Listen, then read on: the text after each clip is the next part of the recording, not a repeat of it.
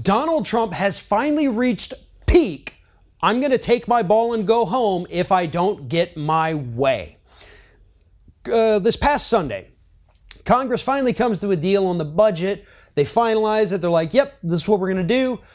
It doesn't include any funding for Trump's border wall. Still funds Planned Parenthood, which the Republicans wanted to get rid of, including Donald Trump. More money for the National Institute of Health, which Republicans and Donald Trump said they were going to all but do away with. Money for science, less money for Republican initiatives, more money for Democratic initiatives. Overall, pretty big win for the Democratic Party. Donald Trump is pissed off about it. So pissed off that he wants the Senate to rewrite their rules to get rid of the filibuster altogether and change the rules so that you don't need 60 members to pass a bill. You just need 51% of those present to pass a bill. This is not the first time that Donald Trump has attempted to or suggested or hinted at the fact that he wants to rewrite the rules by which Congress has always played or by which the United States has always played. And it's starting to get a little bit more frightening each time.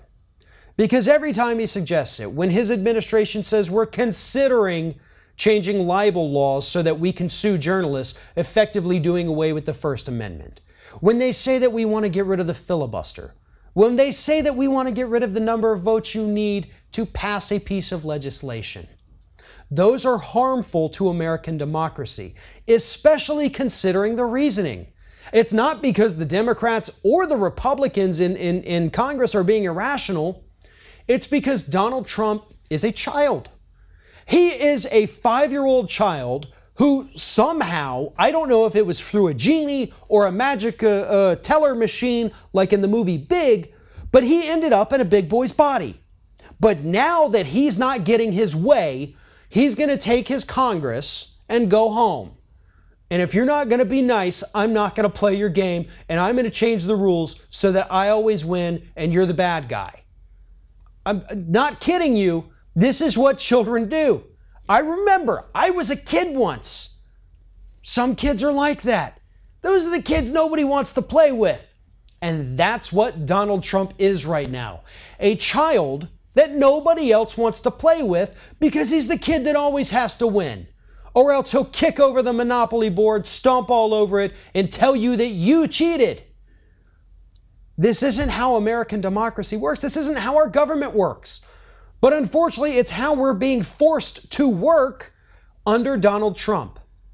And the greatest irony of all is that this budget plan that Donald Trump has gone back and forth on and at times said it's a big win has so many liberal gifts and so few Republican gifts, and it managed to make it through a Republican-controlled Congress.